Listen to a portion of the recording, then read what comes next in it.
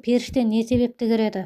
Періште екі халде кіреді. Біріншісі сіздің жаңағы яқин тақуалық иманмен жүрген кезіңізде сіздің жасаған сауабыңыз үшін келген періште ол. Рахмет періштесі бар, білесіздер. Соны көрдіңіз, яғни сізде сауап мол иншалла. Екінші періштенің кіруі бұл жаңағы ажал періштелері.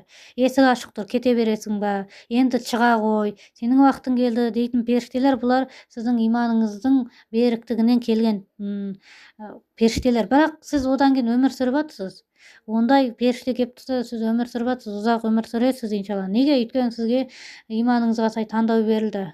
Пайғамбарларға таңдау берілген, білесіз. Сіз айттыңыз, жоқ, мен өмір сүремін дедіңіз, өмір сүріп жатсыз. Бұндай адамға өлім таңдауы деген адамның өмірінде бір-ақ рет беріледі. Сондықтан сіз бұл түсті 50 жасыңызда көрсеңіз, әлі ұзақ жасайсыз, жүз жасайсыз деген мағыналарды шығарады. Ол жерде мысалы біреудің иманы намазхан болса да, Құдай бар ма жоқ па, әйтеуір бір намаз оқи берейінші, мүмкін Құдай шынымен бар болып қалса парызсыз қалмайын деп. Оның иманы сол деңгейде. Оған мысалы не кірмейді? Періште, бір анық нәрселер кірмейді. Ал енді Құдай бар, мен қазір өліп қалсам да разымын, Аллаға шүкір деп бір нақты саған бойсұндық я Раббым деп жүрген адам үшін Алланың өзі де көрінеді, пайғамбары да көрінеді, басқалар да көрінеді, иманыңызға жараса көреді.